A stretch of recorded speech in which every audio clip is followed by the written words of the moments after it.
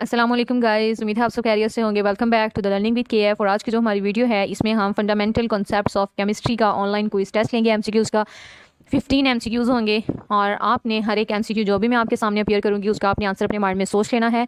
और वीडियो के लास्ट पे भी इसका कंप्लीट आप लोगों को आंसर शीट इसकी मिल जाएगी और साथ साथ भी मैं आपको कुछ सेकंड्स के बाद उस एमसीक्यू का आंसर बता दूंगी कि कौन सा इसका आंसर होगा। ठीक है, तो पहला है कि non metals tend to gain electrons becoming. Non metals जो हैं वो इलेक्ट्रॉन्स को गेन करती हैं और क्या बन जाती हैं। तो कोई भी स्पीशी जो इलेक्ट्रॉन गेन करती है वो कौन सा चार्ज गेन करती है या कौन सा वो आयन बनाती है। तो आप लोग अपने माइंड में इसका आंसर सोचें। सोच लिया है? 1 2 3 नेगेटिवली चार्ज आयन। ठीक है, नेक्स्ट करें। Atoms and molecules can either gain or lose electrons forming charge particles called. जो भी एटम्स या मॉलिक्यूल्स जो हैं वो इलेक्ट्रॉन्स को गेन करेंगे तो इलेक्ट्रॉन्स लूज करेंगे तो इलेक्ट्रॉन्स को लूज करने से वो क्या बन जाते हैं। तो इसका आंसर अपने माइंड में सोचें। 3 सेकंड्स हैं आपके पास। 1 2 एंड 3। जो भी गेन करेंगे या लूज करेंगे उसके नतीजे में वो बना देते हैं ions. Next, a limiting reactant is 1। Limiting reactant कौन सा होता है? तो इसका आंसर जल्दी से आप लोग रीड करें। Which is present in least amount, do not affect the amount of product, which produces minimum number of moles of product, which produces maximum number of moles of product. तो 3 second है, इसका answer सोच लें। 1 2 and 3। तो इसका answer है which produces maximum minimum number of moles of products. Next, determination of atomic masses and invention of system of writing symbols was made by। तो atomic message को किसने डिटरमिन किया था और एलिमेंट्स को सिंबल्स से राइट करने की जो इन्वेंशन है वो किसने की थी? डेमोक्रिटस ने, बेर्जिलियस ने, डाल्टन ने, नन ऑफ दी अबव। अगर आप इसके बारे में इंफॉर्मेशन लेना चाहते हैं तो मैंने हिस्ट्री ऑफ एटम्स के ऊपर बेस्ड एक पूरा कंप्लीट लेक्चर दिया हुआ है, आप उसमें देख सकते हैं। और फिलहाल आपके पास 3 सेकंड्स है, इसका आंसर सोचें। 1 2 3।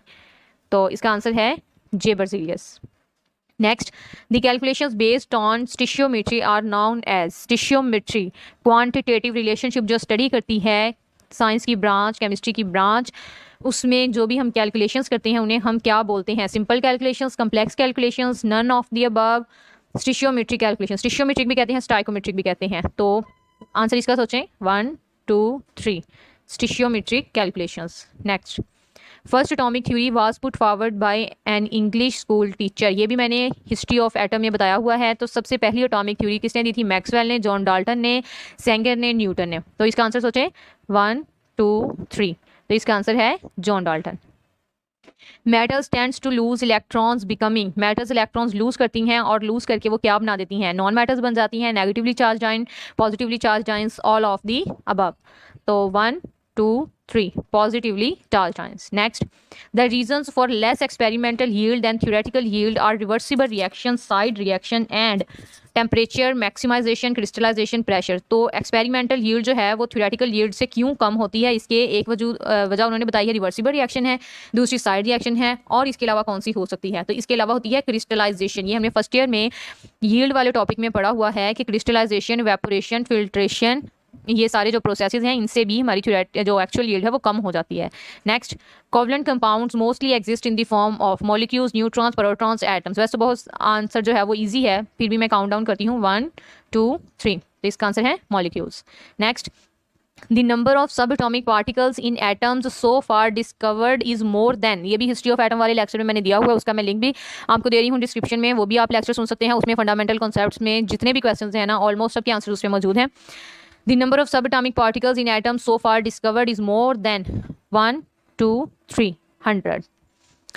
The branch of chemistry which deals with quantitative relationship between reactants and products in a balanced chemical equation is called। ये मैं पहले भी आपको बता चुकी हूँ कि केमिस्ट्री की वो ब्रांच जो क्वांटिटेटिव रिलेशनशिप को स्टडी करती है रिएक्टेंट्स और प्रोडक्ट्स के दरमियान, उसे हम क्या बोलते हैं?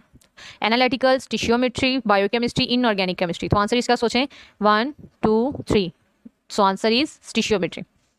The mass of 1 mole of iodine, ये एक न्यूमेरिकल में भी इस्तेमाल किया जाता है। फर्स्ट ईयर केमिस्ट्री के चैप्टर नंबर 1 के जो न्यूमेरिकल्स हैं उनमें ये इस्तेमाल किया जाता है। आयोडीन का मोलर मैस 245 ग्राम है, 127 ग्राम है, 74 ग्राम है, 53 ग्राम है। तो ये है 245 gram. An ion having negative charge is called age. ये तो आपने 9th क्लास में भी पढ़ा हुआ है ना। और फर्स्ट ईयर में भी आयन के रिलेटेड भी मैंने लेक्चर दिया हुआ है, उसका भी लिंक मैं दूंगी, उसमें भी आप आयन के बारे में कंप्लीट इन्फॉर्मेशन ले सकते हैं। तो उसे हम कहते हैं केटायन, फोटोन, एनायन, इलेक्ट्रॉन। तो काउंटडाउन में स्टार्ट करने जा रही हूँ। 1 2 3। Having negative charge is called as anion. Next, Swedish chemist J Berzelius determined, ये एमसीक्यू पहले भी हो चुका है, अब उन्होंने दूसरे सेंटेंस चेंज किया हुआ है, फॉर्मेट इसका चेंज किया हुआ है। जे बर्जिलियस ने क्या डिटरमाइन किए थे? Atomic density, atomic number, atomic volume, atomic mass. तो इसका आंसर है 1 2 3 atomic mass. Next, atoms can be evident by the use of electron microscope, field ionization microscope and video camera, telescope, compound microscope, x-rays। इसके बारे में answer जो है वो मेरा एक लेक्चर है एविडेंस ऑफ एटम, उसका भी मैं लिंक दे रही हूँ। तो उसमें बताया हुआ है कि हम एक्स-रेज के ज़रिए से भी एटम का एविडेंस ले सकते हैं। ठीक है, तो अब हम इसको करते हैं सबमिट करके हम अपना रिज़ल्ट देख लेते हैं कि मेरा रिज़ल्ट कितना आया है।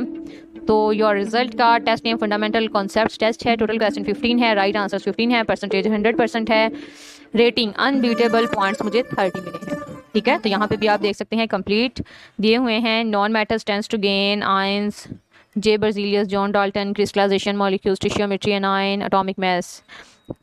यहाँ तक आपका कंप्लीट होता है। ये था फंडामेंटल कॉन्सेप्ट्स के रिलेटेड क्विज। अब नेक्स्ट में इंशाल्लाह हम प्योर टॉपिक का क्विज जो है वो अटेम्प्ट करेंगे। तो stay tuned, have a nice day, thank you, अल्लाह हाफिज़।